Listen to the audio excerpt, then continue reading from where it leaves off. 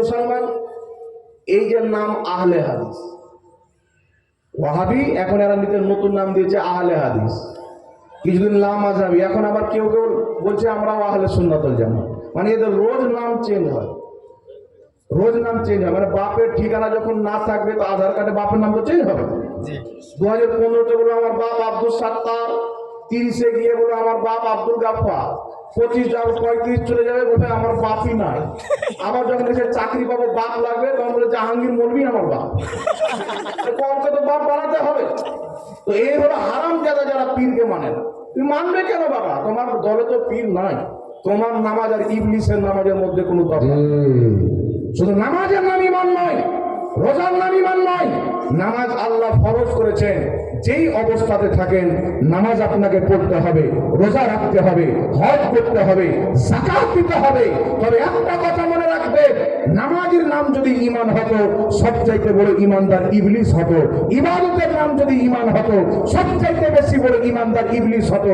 কারণ সে 1 বছর 2 বছর নয়, 60-70 বছর নয়, 6 কোটি বছর আল্লাহর ইবাদত করেছিল, 30,000 বছর আরশের তাওয়াফ করেছিল, হাজারো বছর ফেরেশতাদের শিক্ষকতা করেছিল। আদমের সম্মান করলো না, আদমের তাজিম করলো না। আল্লাহ পাক বলেছিলেন, ইবলিস তুমি যতই ইবাদত করো, যদি তোমার অন্তরে আমার নবীর আদব না থাকে তোমার ইবাদত আমি বরবাদ করে দিলাম। আর কিয়ামত পর্যন্ত ঈমানের আলামত নবীগণের তাজিমকে বানিয়ে দিলাম।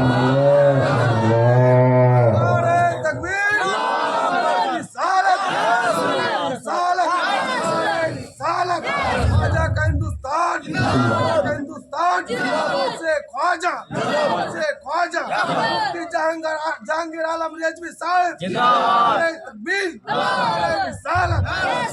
এখন বাবা এসে ওই যে পীর মান্না কেন মান্না, একটা কারণ আছে। যারা নিজেকে ওয়াহাবি আহলে হাদিস বলে, আহলে হাদিসদের বড় ইমাম সানাউল্লাহ অমৃতসরি নিজের কিতাব সিরাতে সানাইয়া প্রথম খণ্ড দিল্লি থেকে ছাপা হয়েছে, পাকিস্তান করাচি থেকে ছাপা হয়েছে। সেই কিতাবের মধ্যে লিখছেন, ভারতে যখন ইংরেজদের হুকুমত ছিল মানুষ আমাদেরকে ওয়াহাবি বলতো, আর ভারতে ওয়াহাবির বীজ বুঝেছে ইসমাইল দেহলভী। সে নিজের কিতাব তাকওয়াতুল ঈমানে লিখেছিল, আহলে হাদিসদের ইমাম নবীর সম্মান বড় ভাইয়ের মতো করতে হবে, তার বেশি করলে শিরিক হবে।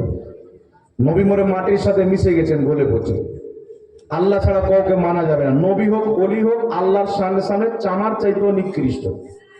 বিভিন্ন রকমের নোংরা যখন আকীদা দিলেন, মুসলমান যখন শুনলেন, তো মুসলমান ওয়াহাবি নাম শুনলেই নবীর গুস্তাখ মনে করতো, থুপ ফেলতো। যেমন শুয়ার দেখলে ঘৃণা করে, এদেরকে দেখলে ঘৃণা করতো। তো সানাউল্লাহ অমৃতসরি ওয়াহাবিদের ইমাম লিখছেন, তখন আমরা ওয়াহাবি মৌলবীরা ইংরেজদের হুকুমতের কাছে গেলাম, নেতাদের কাছে গিয়ে পা ধরে বলেছিলাম আমাদের নামটা চেঞ্জ করো বাবা। ইংরেজরা বলেছিল, যাও আজকে থেকে তোমাদের নাম ওয়াহাবি নয়, আজকে থেকে তোমাদের নাম হচ্ছে আহলে হাদিস। আল্লাহর কসম খেয়ে নবী মুস্তাফার স্টেজে বলছি, খাজা মঈনুদ্দিন চিশতি রহমাতুল্লাহ আলাইহির উরুসের মাহফিলে বলছি, তাদের কিতাবে লেখা আছে, তারা নিজেই স্বীকার করে কিতাবের মধ্যে লিখেছে, তাহলে যাদের ধর্মের নাম ইহুদিরা দিয়েছে, যাদের ধর্মের নাম ইংরেজরা দিয়েছে, ওই ধর্মের ওলি কি করে হতে পারে? আর যেই জামাতকে, যেই দলকে আল্লাহ পছন্দ করবে, গৌসে আজম যদি হয় ওই জামাতের মধ্যে হবে, গরিব নওয়াজ যদি হয় ওই জামাতের মধ্যে হবে। আর আমাদের জান্নাতি হওয়ার সবচাইতে বড় দলিল হলো দুনিয়াতে যত আল্লাহর ওলি আছে সব সুন্নি জামাতে। তাদের জামাতে একটাও ওলি নাই, কোন একটাও নেক বান্দা পাবেন না।